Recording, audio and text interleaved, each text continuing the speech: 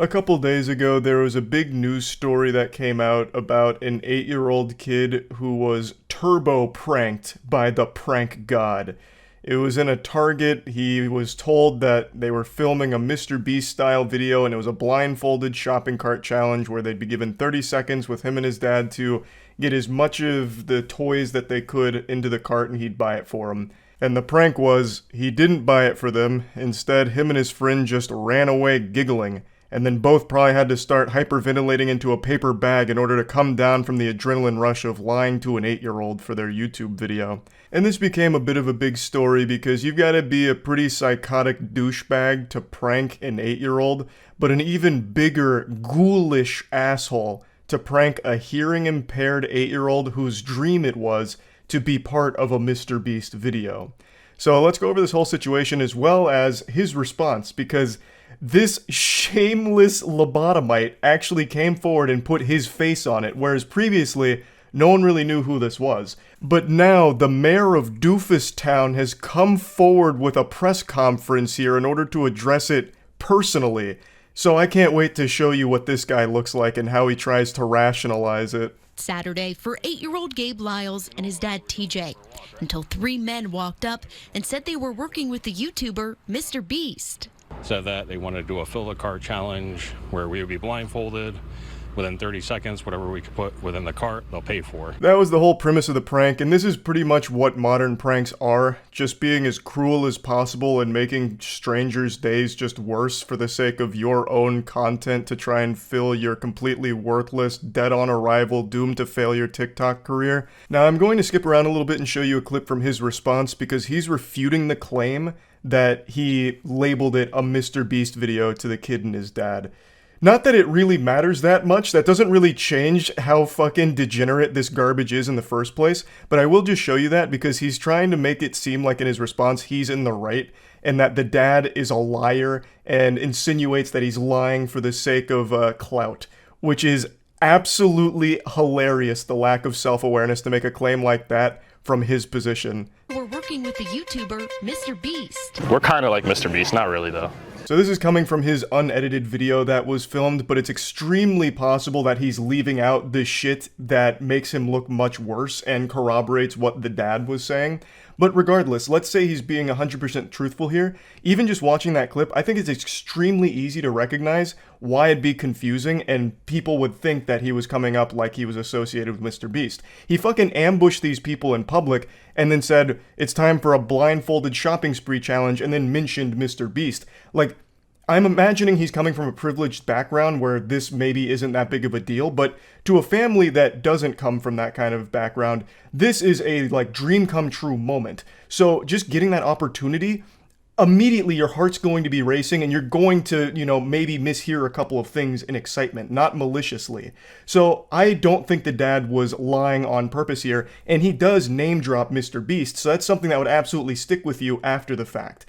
So I think it's very easy to get confused that this guy is associated with Mr. Beast. I don't think he was making that claim in order to lie on purpose here.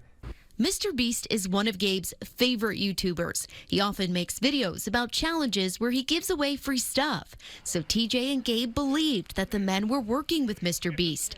They both put on a blindfold and started filling their cart. And then TJ heard the men running away. I legitimately think being a prankster is one of the most pathetic things you can ever do with your life. I actually have more respect for people that'll just lick the toilet seats clean at a gas station. At least they're providing some kind of public service, whereas pranksters do nothing but bring the rest of the world down. It's like the last-ditch effort for talentless losers to try and make some kind of name for themselves or get some kind of attention or monetization out of, like, viral videos that are designed to make people hate you. So you're basically just turning your whole life into a punching bag and a spittoon for everyone to spit on you for, and hope that you get a couple of doubloons out of it along the way. There is nothing more embarrassing. I'd even go as far as to wager that if you ran a long-term scientific study on pranksters, you would find a high correlation behind being a prankster and being a cuck. I think one of the core things that drives someone to being a prankster is having a humiliation fetish, which is no different than cuckoldry. But at least with most cuckolds, it's a private fetish between consenting adults, whereas pranksters, their humiliation fetish has no one consenting to it, and is just subjecting the public around them to it. It's making them victims of their humiliation fetish. All in all, though, I just can't fucking stand public nuisance pranksters. Absolute dog shit content and absolutely horrible fucking losers. I just don't understand how someone has so little shame to prank an 8-year-old and think that they're somehow like a badass or a good prankster. My heart sank, 100%. The very last thing in this world I want to do is hurt him. It broke my heart because I thought my dreams were coming true. The shopping cart challenge was just a mean prank, and it was one comment in particular that upset TJ. My son leaned in and said that he couldn't hear them because he had to wear hearing aids, and they said that's why we are choosing you for this challenge. It is actually heartbreaking listening to the kid talk about this. It's very clear this meant a lot to him. This is like a life-changing moment for a child. Like, to actually have your dreams come true, your favorite YouTuber is doing your favorite challenge with you, like, that's something so special that he'd remember for the rest of his life. And now it will still be something he remembers for the rest of his life, but in a very negative way. He'll remember this as the day he realized he can't just fucking trust people in the world anymore. It's like the first time he gets scammed in RuneScape. Now, the father mentioned that the child is hearing impaired and that the pranksters said that, you know, that's why we want to do this challenge with you. And this is something that the prankster in question is once again refuting. And they said that's why we are choosing you for this challenge, because of the hearing loss. Do you guys want to be in a quick video? The Southington town. And that's his proof that he didn't know about the hearing impairment. That one literally split-second clip. Not exactly the most robust evidence. Didn't build the best defense case here. Once again, he very easily could have just cut out the part where the hearing impairment was mentioned. I don't know what was or was not said there. I don't have access to the security camera feed there at the store or anything. But I'm much more inclined to believe the father and the child here, the victims of the prank, as opposed to this fucking asshole, who very easily could just not show those parts. The Southington Town Commission for Persons with Disabilities gave TJ a $200 gift card, and Target matched it. On Sunday, Gabe's dreams of a shopping spree came true. I pick out Nerf guns, water balloons, and water guns. At least there's a happy ending to the story. He did get to have his shopping spree and get the toys that he wanted to get. And he seems to have like a really great positive attitude in general. So I'm super happy to hear that there was some kindness shown his way to let him actually be able to do the shopping spree. And now I want to add on to that happy ending by insulting the prankster who proudly showcases himself as the one behind it. So let's make fun of this asshole. Before we continue the video, I just want to clear the air for anyone that hates me right now, that wants to rip off my beard or shave my eyebrows or rip my ears off or something. It's almost sadder than the prank itself that he called that little pube patch on his chin a beard. That's not a beard, man. It's a group of taint hairs on your chin.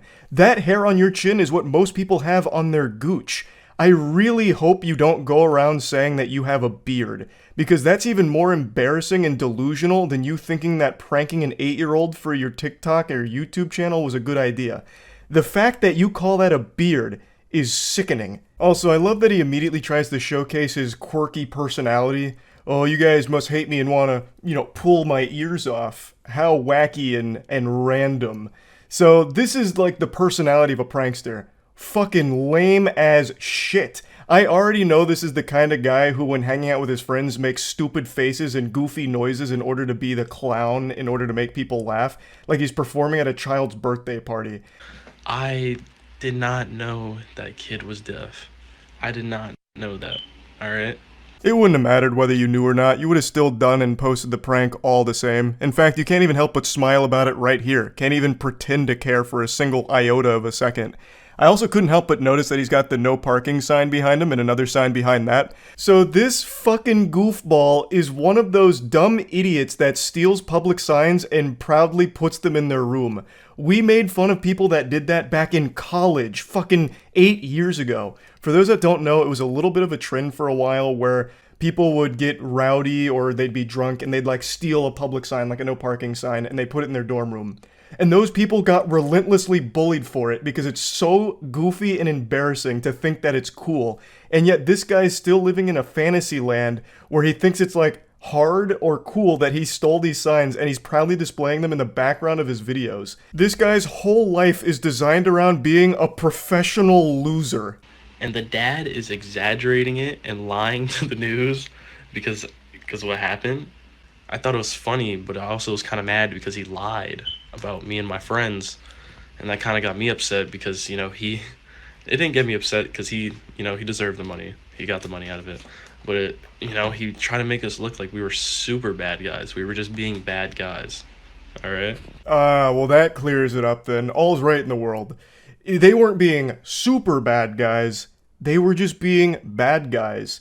You know, just the classic prank an 8-year-old, get their hopes up, make them believe their dreams are coming true before you bring that all crashing down and then use them for your content to try and get some kind of money or career out of it. Not super bad guys by any means, just like moderately bad guys. So, makes sense now that he's really helped clear the air here and clear everything up. So yeah, this guy sucks, his friends suck, pranksters in general like this suck, fucking public nuisance pranksters are horrible. That's about it. So yeah.